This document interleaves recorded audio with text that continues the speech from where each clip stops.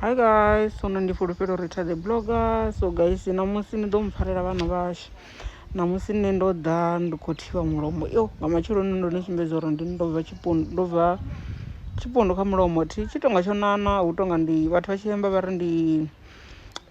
ndi tshipundu tsha ṱhoho. Fhedzi tsho no nana tsho zwima ndi khou tshuwa mara zwa zwi khou tou ṱoḓa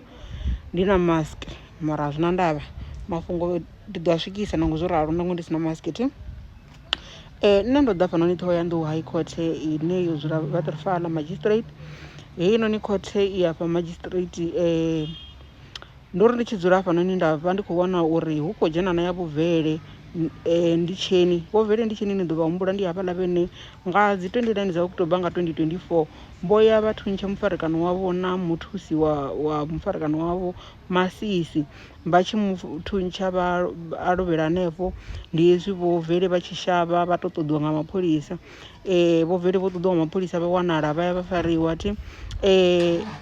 namusi vho ḓi vhonadza vhubvele vha tshi ḓi vhonadza vha sumbedzisa uri vhone vha khou thatha maḽoyara avho vha vho ḓo ṱoḓa maḽoyara a muvhuso vha ṱoḓa maḽoyara a muvhuso vha tsha ṱoḓa u shumisa la maḽoyara avho.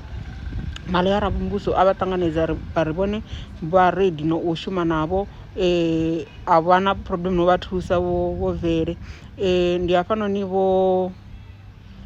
vele case yavho i tshi postponiwa to dzi 24 dza November 2025. Tshino khou tou takadzesa kha heyi case vhewethi ndi tsha uri vho vele a vha khou sumbedzisa sa muthu ane u khou ṱoḓa beili ṱhamusi ri nga ri beili a si muthu ane u khou ṱoḓa beili a si muthu vha vhonala sa muthu ane a vha nga ḓi na dzi delay tactics sa vhunga vha nga ngomu a vha vhonali sa muthu ane a ḓo dina khothe ngauri vha nga ngomu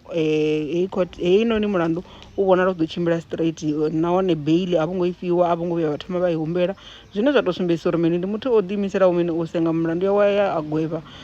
nahone zwi vhonala zwi tshi nga no i hanedza vha nga si vhe vha i hanedza ndi mafhungo o tou u gwevhiwa tshigwevho tshavho. Ri fhirele phanḓa kha muḓinḓa mudzimu muprofita vho Roxley Masebe. Muḓinḓa mudzimu vho ḓathi vha vhidzeleliwa na vhone vha khou ḓa vhone vha tshi swika maḽoyara avho a vha tshi khou ḓi amba hanefhaḽa vha ḓi sumbedzisa uri ndi vhonyi nṋe thi ngo pfha zwavhuḓi aḽa madzina mara enda pfha ndi a state ndi vho Malanga-Phuma vha sumbedzisa uri maḽoyara avho vha sumbedzisa uri vhone a vha ready na u thoma u senga vha ḓo vha ready ṅwaha u ḓaho nga dzi 19 dza January. Ndi hafha murana vha tshi khou vhudzisa uri zwino arali vha tshi khou ri vha ready zwino nga January vha ḓo vha vha ready vho fhedza na vha sumbedzisa uri hayi nga January ri ḓo vha ri ready ro no vha ready tshoṱhe na u senga hunoni mulandu zwi amba uri yo fhiriselwa haningei phanḓa kha dzi 19 dza January kha hu mulandu wavho dokotela Phaṱuwani Roxley Masebe. Zwo vha zwenezwo zwe nda ndo ni farela zwone guys. Zwiṅwe zwe nda vha ndo ni farela zwone ho vha hu u amba nga ha case ya havhaḽa vho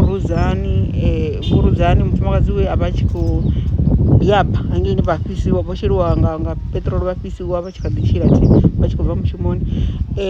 Thaidzo yo uri ndi kone u thetshelesa houḽa mulandu thaidzo ndi uri vhahumbulelwa a thi khou vha ḓivha madzina guys. Ni mbudze madzina a vhahumbulelwa hafhanoni kha comment section uri ri kone ndi tshi follow up ndi tshi khou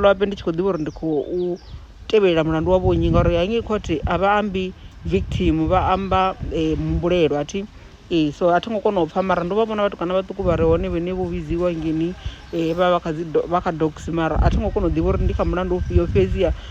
vhe nda vha vhona vhatukana vha hone vho postponiwa wa ya kha dzi 24 dza November ndi vhene nda khou tou humbulela u ḓo vha hu vhone vhene mulandu wa hone u khou livhanywa na bulayo ḽa vho Ruzani nga u tou ṱungufhadza. Ndi zwezwo zwe nda vha ndo ni farela zwone namusi guys. Ni ḓi suggesta vhona uri mulomo zwilondo zwa ṱhoho zwi vhafhidzwa nga mini